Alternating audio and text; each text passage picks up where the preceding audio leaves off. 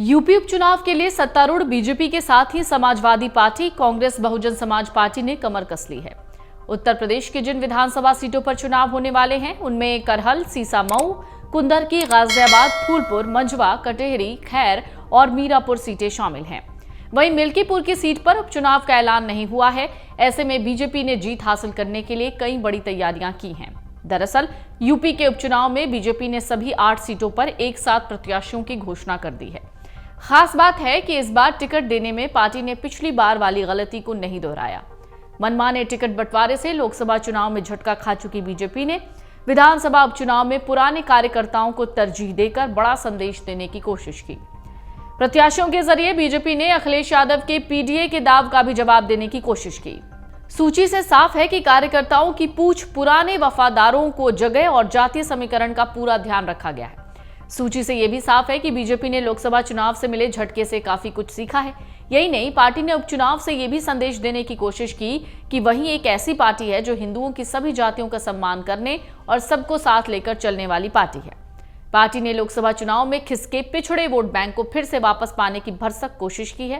Cadre के पुराने राजनीतिक परिवारों को तरजीह देकर यह संदेश दिया है कि पार्टी में काडर कार्यकर्ताओं का सम्मान बरकरार है।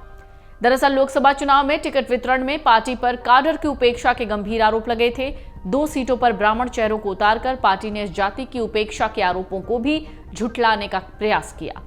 दरअसल लोकसभा चुनाव में सीटें कम आने से जनता में फैले भ्रम को दूर करने के लिए बीजेपी उपचुनाव के जरिए इंडिया गठबंधन को तगड़ी पटखनी देकर यह भ्रम मिटाना चाहती है।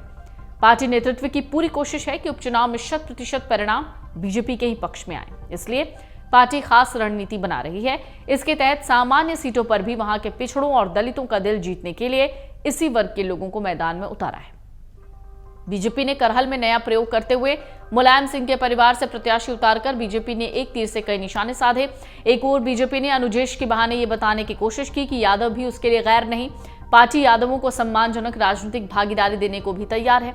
यहां तक कि अनुजेश का सवाल है तो वो आजमगढ़ से सांसद धर्मेंद्र यादव के सगे बहनोई हैं। राजनीतिक विश्लेषकों की माने तो अनुजेश के जरिए बीजेपी ने यह भी संदेश देने की कोशिश की कि अखिलेश की रीति नीति को लेकर उनके परिवार में भी सब कुछ ठीक नहीं है। कभी जाटव कभी यादव जोड़ो अभियान चला चुकी बीजेपी सरकार ने स्वर्गीय मुलायम सिंह यादव को पद्म विभूषण देकर भी यादवों को बीजेपी से जोड़ने की कोशिश की है। मोहन यादव को मध्य प्रदेश का मुख्यमंत्री बनाकर भी यही संदेश दिया है। अब अनुजेश को प्रत्याशी बनाकर बीजेपी ये जताना चाहती है कि उसने पश्चिमी यूपी में यादव परिवार के गढ़ में भी अपनी पकड़ बनाई है। लोकसभा चुनाव 2019 में बदायूं, फिरोजाबाद और कन्नौज सीट जीत चुकी बीजेपी मुलायम परिवार के गढ़ में मजबूती से पैर जमाने के लिए लगातार कोशिश करती रही है। राजनीति में धारणाओं का बड़ा महत्व है। इससे ज्यादा अक्सर परिणाम प्रभावित भी होते रहे हैं। हाल ही में निपटा लोकसभा चुनाव इसके ताजा उदाहरणों में से एक है। अब बीजेपी उपचुनाव के प्रत्याशियों के जरिए उन धारणाओं को तोड़ने की कोशिश करती दिख रही है। नतीजा क्या होगा ये भविष्य में पता चलेगा, लेकिन अनुजेश को उतारकर बीजेपी ने ये तो संदेश दे दिया कि अखिलेश की पकड़ अब अपने घर में भी मजबूत नहीं है। अगर वो अपने नजदीकी रिश्तेदार की आकांक्षाओं का सम्मान नहीं कर सकते तो उनसे आम यादवों के लिए अपनी आकांक्षाओं के पूरा होने की उपेक्षा या अपेक्षा दिवा स्वप्न है। आपको बता दें, उत्तर प्रदेश के जिन विधानसभा सीटों पर उपचुनाव होने उनमें करहल, सीसामऊ, कुंदरकी, गाजियाबाद, फूलपुर, मंझवा, कटेहरी, खैर और मीरापुर सीटें हैं। जिन 9 सीटों पर विधानसभा उपचुनाव होने वाले हैं इनमें से 8 सीटें विधायकों के सांसद चुने जाने के कारण खाली हुई हैं।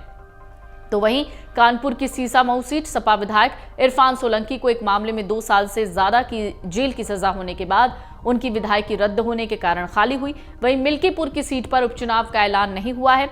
मिल्कीपुर सीट को लेकर न्यायालय में याचिका लंबित है। इसी वजह से अभी अगर कहें तो इस सीट पर चुनाव का फैसला नहीं हुआ है। हालांकि याचिकाकर्ताओं ने रीट वापस लेने का कोर्ट में अनुरोध किया है। इस पर बीते गुरुवार को फैसला होना था, लेकिन सपा सांसद अवधेश प्रसाद के अधिवक्ता की ओर से आपत्ति दाखिल किए जाने से फैसला 15 दिन के लिए टल गया। अगर आप ये वीडियो YouTube पर देख रहे हैं तो हमारे चैनल को सब्सक्राइब कर बेल आइकन दबाएं और Facebook पर देख रहे हैं तो हमारे पेज को लाइक करें। 8 मिलियन प्लस सब्सक्राइबर, आपके इस भरोसे के लिए बहुत धन्यवाद।